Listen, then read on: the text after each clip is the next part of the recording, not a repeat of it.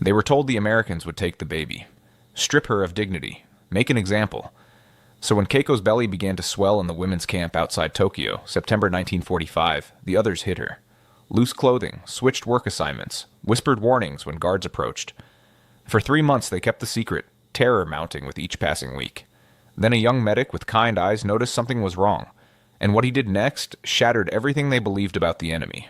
If stories like this matter to you, make sure to like this video and subscribe. These hidden moments of humanity deserve to be remembered. The war ended on a Tuesday. Emperor Hirohito's voice crackled through radios across Japan, the first time most citizens had ever heard him speak. His words were formal, distant, wrapped in the language of the imperial court. But the meaning was clear enough. Japan had surrendered. For the women of the Imperial Japanese Army's auxiliary units, that broadcast meant the end of one nightmare and the beginning of another. They had served as nurses, clerks, telephone operators, and messengers. Some had never left Tokyo. Others had been stationed across the Pacific, watching the war collapse island by island, city by city, until there was nowhere left to retreat. Now they were prisoners. Not officially, not at first. But as American forces swept into Japan, the women were rounded up, processed, and sent to holding camps. These were not the brutal detention centers of wartime propaganda. They were repurposed schools, warehouses, even temple grounds, surrounded by wire fences and guarded by soldiers who spoke a language that sounded harsh and strange. The camp outside Tokyo sat in what had once been a textile factory. The buildings were concrete and cold, their windows broken from bombing raids that had shaken the city months earlier. Inside, the women slept on thin mats laid across the factory floor. At night, the wind whistled through the cracks, and they could hear the distant rumble of American trucks moving through the streets. The smell hit them first. It always did. American cigarettes, sharp and unfamiliar. Coffee, strong and bitter, so different from the thin tea they had grown up drinking. And food, always food. The scent drifted from the mess hall each morning and evening, rich and overwhelming. Bread, meat. Things they had not tasted in years. The women arrived in groups, herded off trucks with their belongings clutched in their arms. Most carried nothing more than a change of clothes and a few personal items. Some had photographs, others had letters from family members they might never see again. They moved in silence, eyes downcast, waiting for whatever punishment the Americans had planned. Yuki, a former telephone operator from Osaka, remembered the first night clearly. She was 23, small and sharp-eyed, with hands calloused from years of plugging and unplugging cables in military communication centers. She had been trained to stay calm under pressure, to keep her voice steady even when the bombs fell close enough to shake the walls. But nothing had prepared her for this. The Americans did not shout. They did not strike. They simply pointed, gestured, and waited. A young soldier, barely older than Yuki herself, handed her a blanket. It was clean. It was warm. She stared at it, confused, waiting for the trick, the cruelty that must surely follow. It never came. That first night, the women whispered to each other in the darkness. They spoke of home, of families scattered across a ruined nation, of brothers and fathers who would never return. They spoke of shame. They had been taught that capture was worse than death, that surrender meant dishonor, not just for themselves, but for their entire families. And yet here they were, alive, fed, warm. Wait, the fear did not disappear. It settled into their bones, became part of the rhythm of camp life. Each morning they woke, expecting punishment. Each evening they lay down surprised to have survived another day. The contradiction was unbearable. The enemy was supposed to be cruel. Instead, they were something far more confusing. They were organized, they were efficient, and they were strangely, disturbingly kind. The second day brought the medical examinations.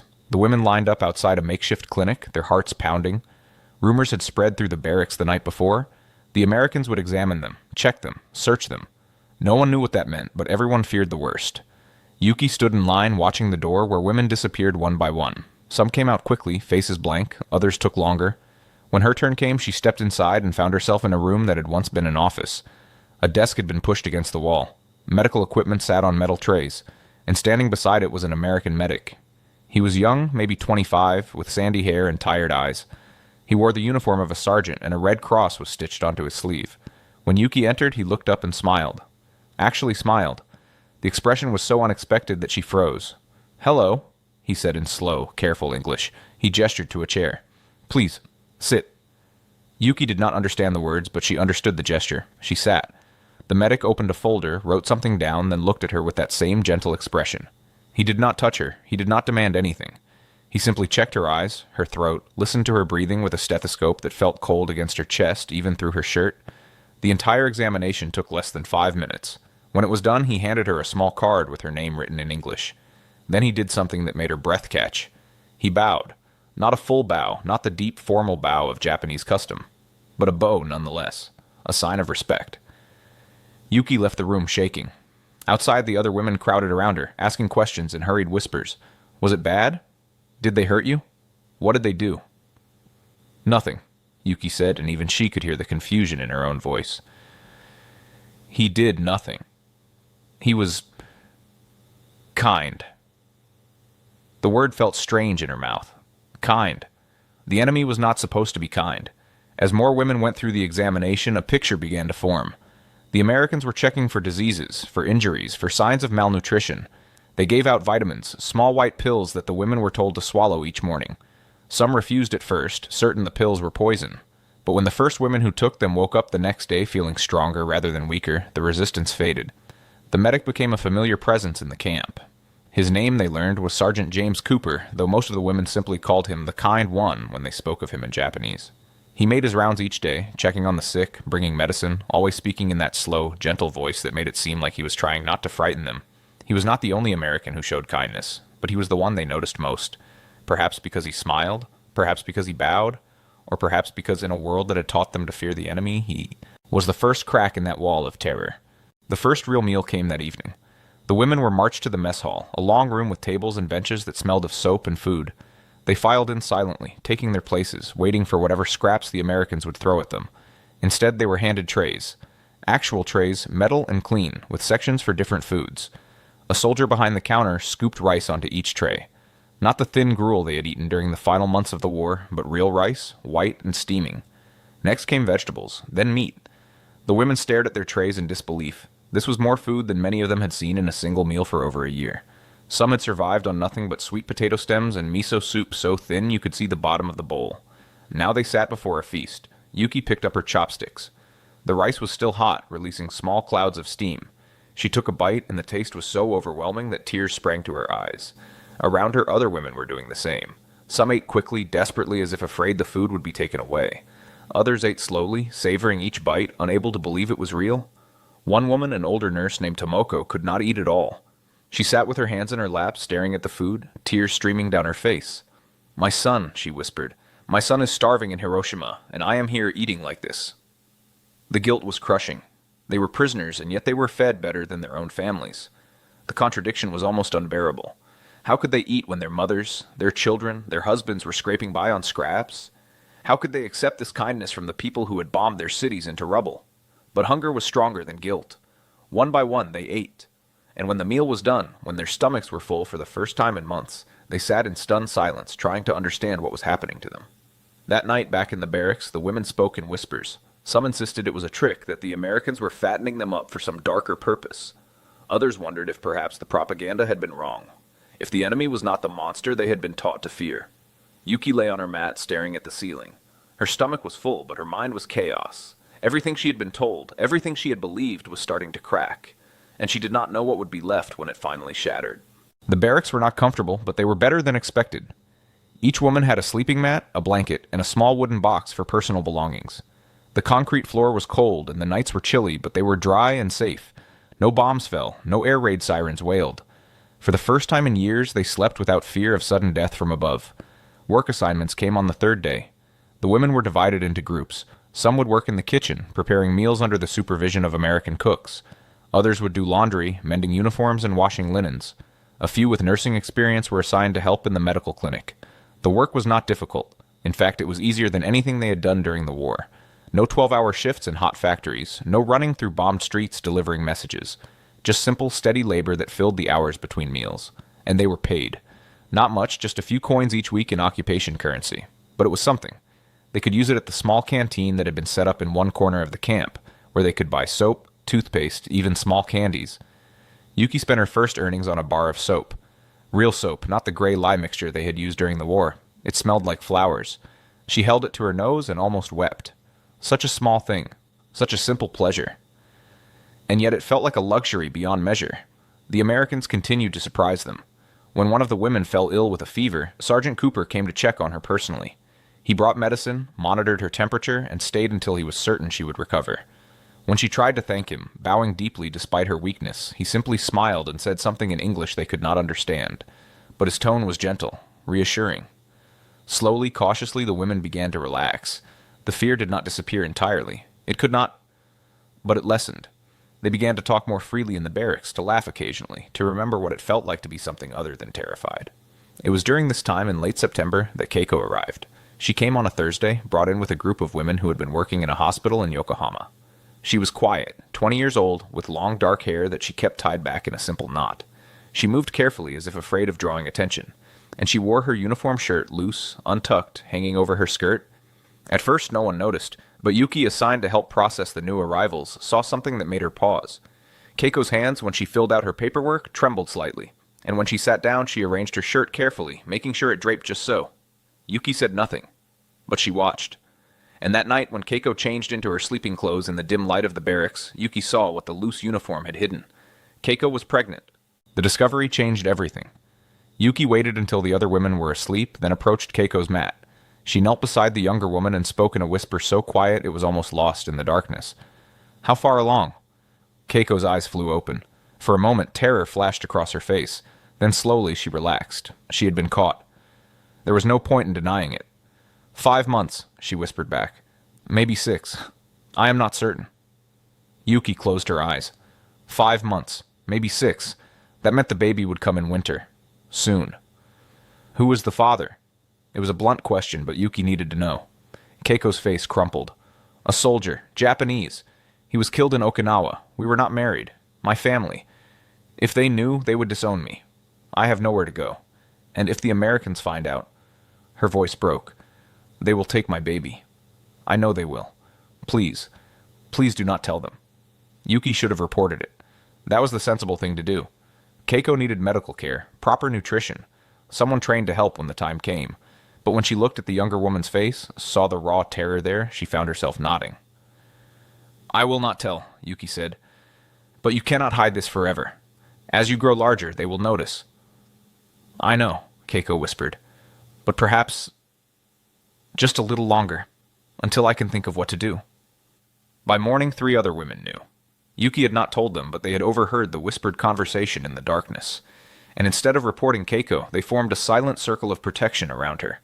Tomoko, the older nurse, took charge. She had delivered babies before during the war, when hospitals were full and doctors were scarce. She examined Keiko as best she could in the dim light of early morning, before the other women woke. The baby is healthy, Tomoko announced quietly. Strong heartbeat, good position. But you are too thin. You need more food, more rest. How can I eat more without drawing attention? Keiko asked. Tomoko thought for a moment. We share. At meals we each give you a little from our trays. Not enough that anyone would notice, but enough to keep you and the baby strong. And so began the conspiracy. Each morning, each evening, the women gathered around Keiko during meals. They laughed and chatted, creating noise and distraction, while subtly passing food onto her tray. A spoonful of rice here, a piece of bread there, small gestures that could mean the difference between life and death for the baby growing inside her. They also worked to keep Keiko away from the Americans. When work assignments were handed out, they made sure she got tasks that did not require heavy lifting or close supervision. Kitchen duty was perfect. She could stand at a counter, washing dishes, hidden among the other women. The loose uniforms helped. All the women wore the same shapeless shirts and skirts, making it easy to hide the growing curve of Keiko's belly. But as October turned to November, concealment became harder. Keiko moved more slowly. Her face grew rounder. Her hands swelled. The women watched the Americans carefully, especially Sergeant Cooper. He made his rounds each day, checking on the sick, asking how everyone was feeling. His presence, once comforting, now felt dangerous. If anyone would notice, it would be him. The guilt grew heavier with each passing day. The Americans continued to treat them well. They provided food, medicine, even entertainment. Once a week, they showed films on a sheet hung in the mess hall. American movies full of music and laughter in a world so different from their own that it felt like watching something from another planet. The women sat in the darkness watching Fred Astaire dance across the screen and felt the disconnect between propaganda and reality widen further. These were the people who had destroyed their cities? These people who laughed and sang and showed them movies? Letters began arriving from home. Not many, and often delayed by weeks or months, but they came. Yuki received one from her mother in Osaka. The paper was thin, the handwriting shaky. Her mother wrote of hunger, of cold, of a city still smoldering from the firebombing. She wrote of neighbors who had died, of homes that were now just empty lots. And at the end, in a line that broke Yuki's heart, her mother wrote, I am glad you have enough to eat. Do not worry about us. We will survive. Yuki read that letter 3 times, then folded it carefully and tucked it under her pillow. That night she lay awake staring at the ceiling, feeling the weight of her full stomach and the warmth of her blanket, and hated herself for being comfortable while her mother starved. Keiko's guilt was different, but just as heavy. She was hiding something from people who had shown them nothing but kindness. The Americans had not hurt them, had not starved them, had not treated them cruelly, and yet here she was, lying to them every day, terrified they would discover her secret. "What if they are not as cruel as we think?" she asked Yuki one night. "What if they would help me?" Yuki wanted to believe that, but fear was stronger than hope. "We cannot take that risk," she said firmly. "They might help you, or they might take your baby and send you away. We do not know, and until we do, we keep you hidden." The other women agreed. Better to be cautious. Better to protect Keiko and her unborn child, even if it meant lying to the kind medic who checked on them each day, even if it meant betraying the trust of guards who had never given them reason to fear. But keeping the secret took its toll. The women grew nervous, jumping at sudden sounds, whispering urgently whenever an American approached. They rotated positions during meals so that different women sat beside Keiko, making it harder for anyone to notice the pattern of food sharing. They made excuses when she moved slowly or needed to rest, and they prayed. Even those who had never been religious found themselves praying. To Buddha, to Christian God, to whatever spirits might be listening. Praying that Keiko would stay healthy, that the baby would come safely, that somehow they could keep the secret just a little longer. November brought colder weather. The concrete floors of the barracks grew icy at night, and the women huddled under their blankets for warmth. Keiko felt the cold more than the others. Her belly was large now, impossible to fully hide. She wore 2 shirts, one over the other, and kept a blanket draped around her shoulders, even during the day. Tomoko checked her regularly, as much as she could without proper equipment or privacy. "The baby is strong," she would report, "but Keiko is weak. She needs real medical care, a doctor, a proper bed." "Not yet," Keiko would whisper. "Just a few more weeks, please." But time was running out and everyone knew it. It was Sergeant Cooper who first sensed something was wrong. He had been making his rounds for months now, long enough to know the women by sight, if not by name. He noticed patterns. Who ate well, who seemed withdrawn, who might be getting sick before symptoms fully appeared. And he noticed that Keiko was being protected. He did not know why. But he saw how the women clustered around her during meals. How they made excuses when she moved slowly. How they positioned themselves between her and any American who came too close. It was subtle, but it was there. Cooper did not push. He had learned in his months working with the Japanese women that pushing only made them retreat further into themselves. Whatever was happening, they would reveal it when they were ready, or when they had no other choice. One morning in mid-November, he stopped at the kitchen where several women were working. Keiko was among them, standing at a sink washing dishes. She wore a thick sweater despite the heat from the stoves, and she moved with careful precision, as if every motion required thought. Cooper watched her for a moment, then approached. The other women tensed immediately. Yuki stepped forward, placing herself between Cooper and Keiko. "Good morning," Cooper said in his slow, careful English. He had picked up a few Japanese phrases, but still relied mostly on gestures and tone. "Everyone okay?" "Yes," Yuki said quickly. "Everyone is fine. Very good." Cooper nodded, but his eyes drifted to Keiko. She had turned away, focusing intently on the dishes, her shoulders hunched. Something about her posture made him pause. He had seen that stance before. The protective curl, the way someone stands when they are trying to make themselves smaller. He did not say anything, but as he left the kitchen, he glanced back one more time, and in that moment something clicked. The loose clothing, the protective behavior of the other women, the way Keiko moved. He had seen pregnant women before. His sister had been pregnant when he left for the war. He knew the signs. Cooper said nothing to anyone, not yet, but he began watching more carefully, and the women, sensing his attention, grew more nervous. They knew. They knew he was starting to understand. That night, Yuki called a meeting in the barracks after lights out. 6 women gathered in the darkness, speaking in whispers so quiet they could barely hear each other. "The medic knows," Yuki said. "He has not said anything, but I saw it in his eyes. He knows." "What do we do?" one of the women asked. Tomoko spoke up, her voice firm despite her age.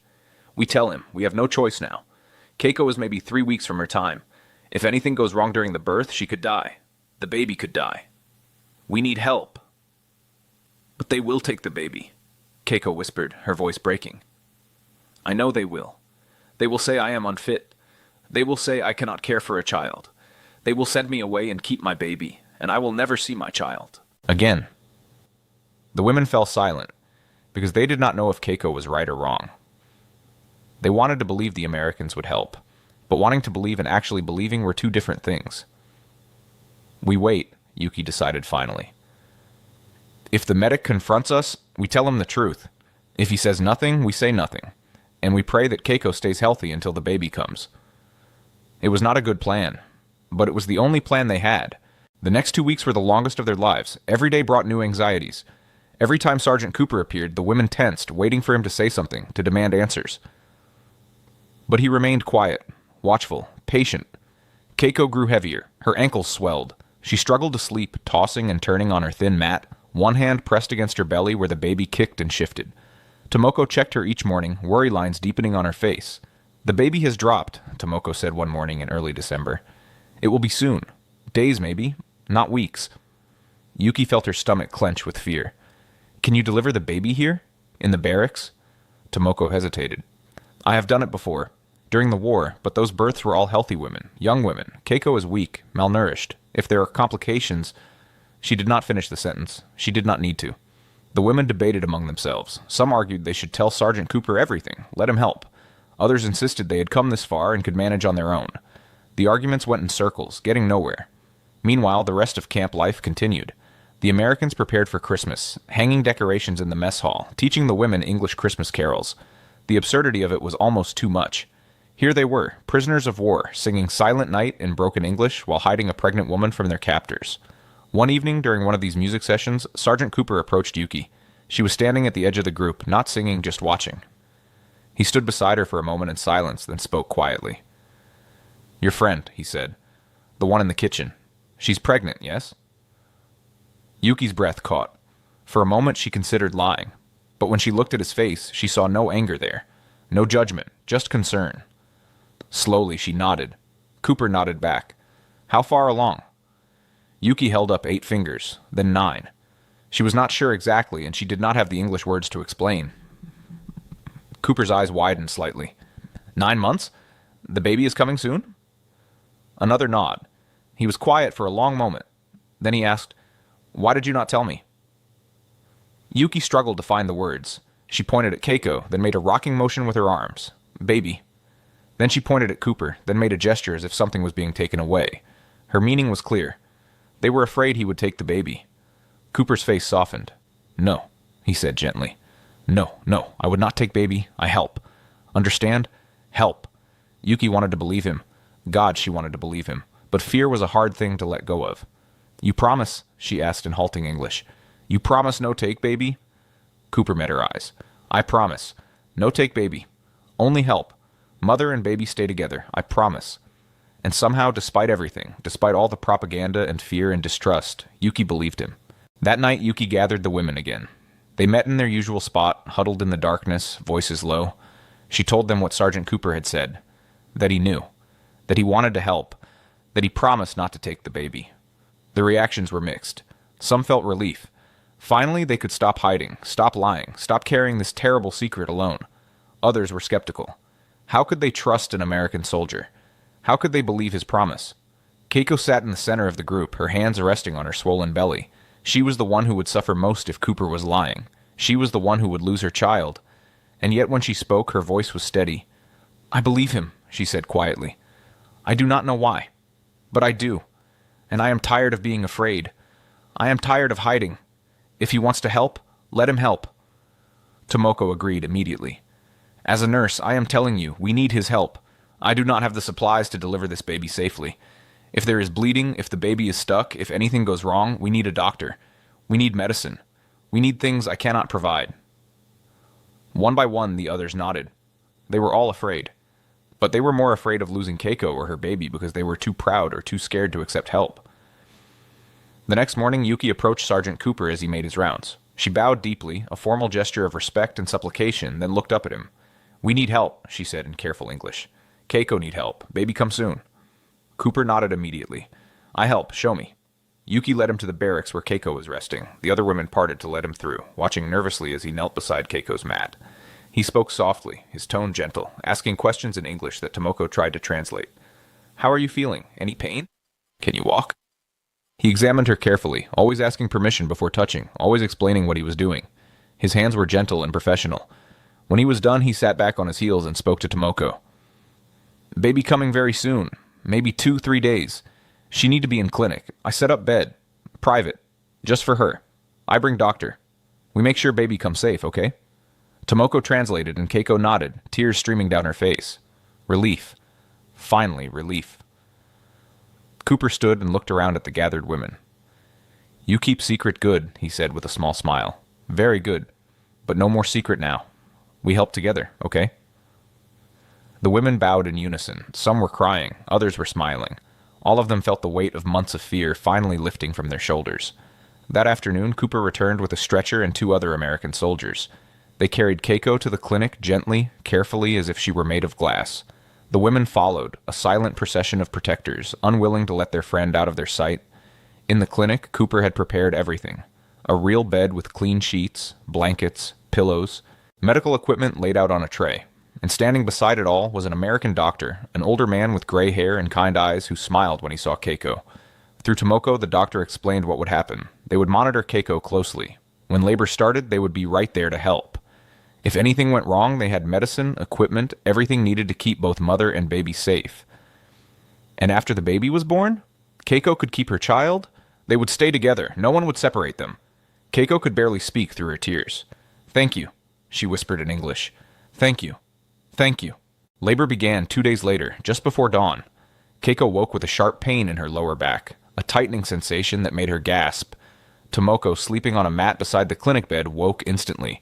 It is time, Tomoko said. She hurried to wake Sergeant Cooper, who was sleeping in a nearby room. Within minutes, the clinic was alive with activity. Cooper and the doctor moved with practiced efficiency, checking Keiko's vital signs, timing her contractions, speaking in low, calm voices. The other women gathered outside the clinic, waiting.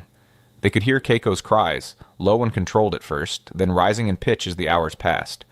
Yuki paced back and forth, unable to sit still. She had never felt so helpless.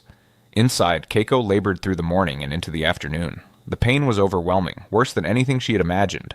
But every time she wanted to give up, she felt Cooper's hand on her shoulder, heard his voice telling her she was doing well, that she was strong, that the baby was almost here. Tomoko held her other hand, speaking to her in Japanese, reminding her to breathe, to push when the doctor said push, to rest when she could. Between contractions, Keiko would close her eyes and whisper prayers she had learned as a child.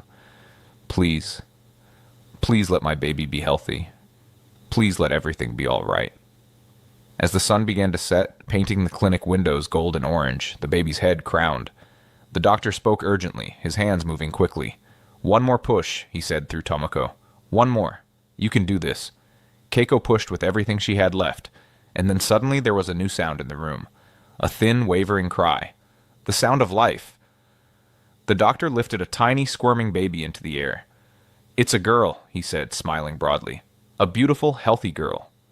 Cooper cut the cord while Tomoko cleaned the baby with warm water and soft cloths. Then carefully, gently, they placed the infant on Keiko's chest. Skin to skin, mother and daughter, together. Keiko looked down at her daughter and wept. The baby was perfect. 10 tiny fingers, 10 tiny toes, a head full of dark hair, eyes that blinked open, unfocused but searching for her mother. Hello, Keiko whispered. Hello, little one. I am your mother. I am here. I will always be here. Outside, the women heard the baby's cry and erupted in cheers. They hugged each other, laughing and crying at the same time. Yuki felt tears streaming down her face and did not bother to wipe them away. Their friend was safe. The baby was safe. Everything was going to be all right. Later that evening, Cooper came out of the clinic and found the women still waiting. He was exhausted, his uniform rumpled, but he was smiling. Mother and baby both healthy, he said. Very strong, very brave. The women bowed deeply.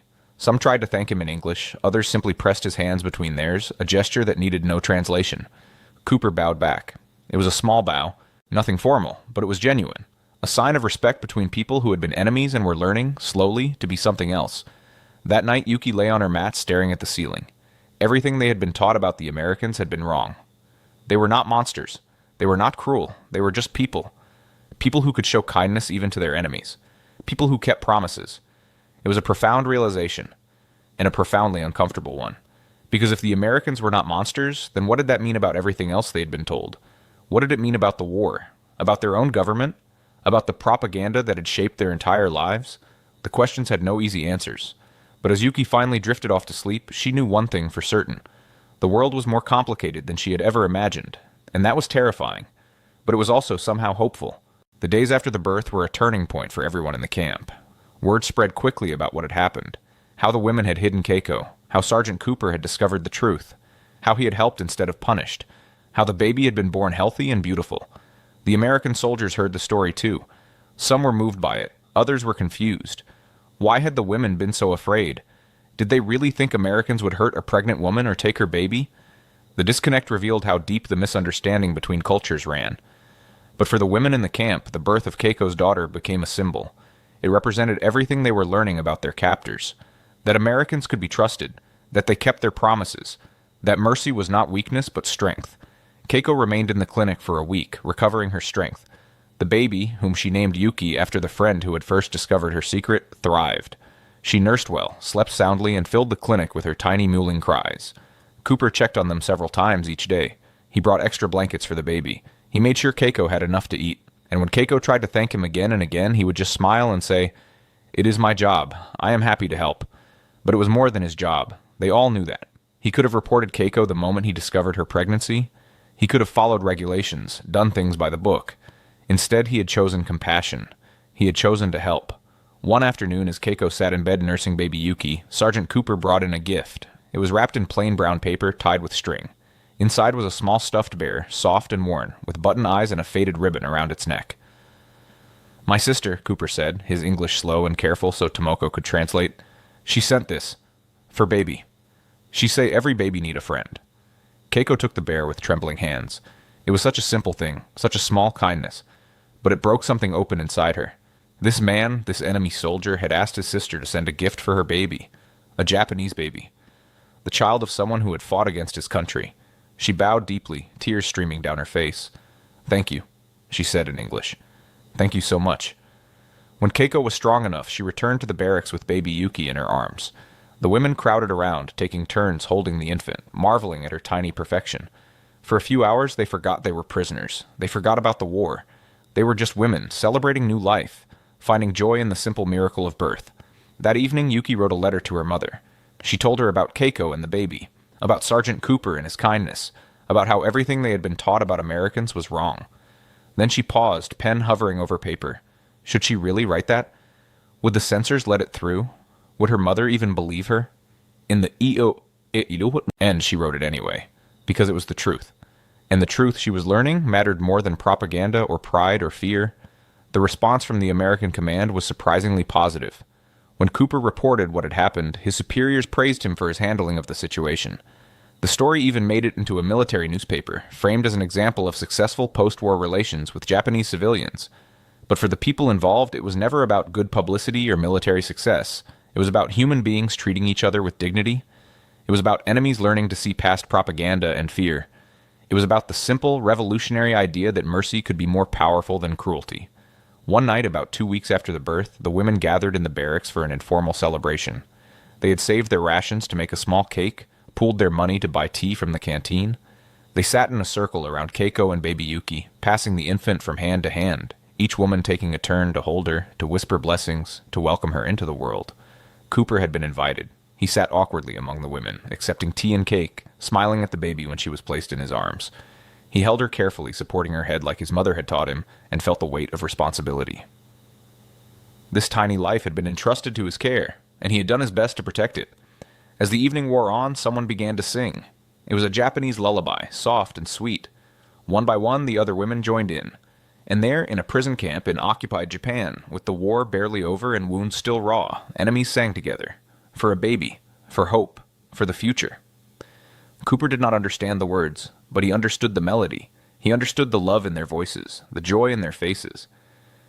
And he understood, perhaps for the first time, what it meant to choose compassion over hatred. When the song ended, silence fell. It was not an uncomfortable silence. It was the silence of peace, of understanding, of bridges built where walls had once stood. And in that moment, everyone in that room knew that something had changed. Not just in the camp, but in themselves. They had crossed a line that could never be uncrossed. They had moved from enemies to allies to something more fundamental, human beings recognizing the humanity in each other. The months that followed brought changes to the camp. Winter settled in, cold but not unbearable. The women adapted to their new routines, their work, their strange life as prisoners who were treated more like guests. And at the center of it all was Keiko and her daughter, a living reminder of what kindness could accomplish. Baby Yuki grew quickly. She was a happy child, quick to smile, even quicker to cry when hungry. The women doted on her, competing for chances to hold her, to play with her, to make her laugh. She became the camp's unofficial mascot, a source of joy in a place that had known so much fear. Cooper continued to check on them regularly. He brought formula when Keiko's milk ran low. He found a proper cradle for the baby. He even arranged for Keiko to have lighter work duties so she could spend more time with her daughter. Small kindnesses that added up to something much larger. Word of the story spread beyond the camp. Other American soldiers came to see the baby, to bring gifts, to marvel at this small miracle born in the midst of occupation. Some brought chocolate, others brought clothes. One soldier, who had a daughter the same age back home, brought a tiny pair of shoes he had asked his wife to send. The Japanese women watched all this with amazement. These were the people they had been taught to hate, the people who had bombed their cities. And yet here they were, bringing gifts to a Japanese baby, smiling at her, treating her with gentleness and care. It forced a reckoning. If Americans could be this kind, then what did that say about the war? About the propaganda they had been fed for years? About the lies they had believed? The women talked about it late at night, when the barracks were dark and they could speak freely. Some still struggled with loyalty to their homeland, with the shame of being treated well by the enemy. Others had already made peace with the contradiction, accepting that the world was more complex than they had been taught. As spring approached, talk turned to the future. The war was over. Japan was rebuilding. Eventually, the women would be released, sent home to pick up the pieces of their shattered lives. But what would they find there? And more importantly, what would they bring back? Keiko worried constantly about returning home. She was an unwed mother with a half-American name for her daughter and a story about kindness from enemy soldiers. How would her family react? Would they accept her? Accept baby Yuki? The other women tried to reassure her. Times were changing. Japan was changing. Perhaps her family would understand. Perhaps they would welcome the baby with open arms. But Keiko knew better. She had seen how deeply tradition ran in Japanese culture. An unmarried mother was a source of shame. A child born under these circumstances would face stigma. She could hope for acceptance, but she could not count on it. Cooper sensed her anxiety. One afternoon he pulled her aside and, through Tomoko's translation, made an offer that stunned her. If her family would not take her back, he would help her. He would use his connections to find her work, to find her a place to live. He would make sure she and baby Yuki were safe. Keiko could barely speak through her tears. Why would he do this? He owed her nothing. She was just a prisoner, just one of hundreds of women in this camp. Why did he care so much? Cooper's answer was simple. Because it is right, he said. Because you deserve help. Because your daughter deserves a future. It was not about nations or politics or military duty. It was about basic human decency. And that, more than anything else, was what changed Keiko forever. The day came when the women were told they would be going home. It was early spring 1946. The cherry blossoms were blooming, dusting the campgrounds with pink and white petals. The women packed their few belongings, preparing to leave the place that had been their prison and, strange as it seemed, their sanctuary. On the final day, they gathered one last time in the courtyard. Sergeant Cooper stood before them, his expression solemn. Through Tomoko, he thanked them for their patience, for their strength, for teaching him as much as he had taught them. Then the women, one by one, approached him. They bowed deeply, formally, in the traditional Japanese way. Some pressed gifts into his hands, small origami cranes they had folded, drawings they had made, letters thanking him for his kindness. Cooper accepted each gift with humility, bowing back, his eyes bright with unshed tears. When Keiko's turn came, she carried baby Yuki in her arms. The infant was 6 months old now, chubby and healthy, with bright eyes and a ready smile. Keiko bowed as deeply as she could while holding her daughter. "Thank you," she said in English, one of the few phrases she had learned. "Thank you for my daughter's life." Cooper reached out and gently touched the baby's cheek. "She will do great things," he said. "I know it." Then he turned to all the women and spoke his final words to them. "You taught me," he said, "that enemies can become friends, that fear can become trust, that even in the darkest times humanity survives. I will never forget you." And so the soap, the food, the kindness became more than survival. They became proof that even in war, even between enemies, compassion can flourish. For Keiko, the gentle hands that delivered her daughter became a symbol that mercy is not weakness, but the strongest force of all. The women returned to Japan carrying stories that contradicted everything they had been taught. They told their families about the American medic who kept his promise, about the soldiers who brought gifts for a Japanese baby, about the humanity they found in the last place they expected. Not everyone believed them. Some accused them of being brainwashed, of betraying their country, but others listened. And in those listeners, seeds were planted, seeds of understanding, seeds of hope for a different kind of future. Keiko did return home, and though her path was difficult, she raised her daughter with love and strength. Baby Yuki grew up hearing the story of her birth, of the American soldiers who protected her mother, of the medic who promised and kept his word. She grew up knowing that enemies could become friends, that fear could become trust, that kindness could bridge any divide. Years later, Keiko told her grandchildren, "I was afraid they would take you from me. Instead, they gave me back my life. They showed me that even in the darkest times, there are people who choose compassion." Never forget that. Never forget that we all have that choice. And that is the story worth remembering. And not just because it is a tale of kindness in wartime, but because it reminds us that we always have a choice. We can choose fear or trust. We can choose hatred or compassion. We can choose to see enemies or fellow human beings. The choice always is ours. If this story moved you, please like this video and subscribe to our channel. These hidden moments of history, these stories of humanity in the midst of horror, deserve to be told and remembered. They remind us that even in our darkest hours, compassion can light the way forward.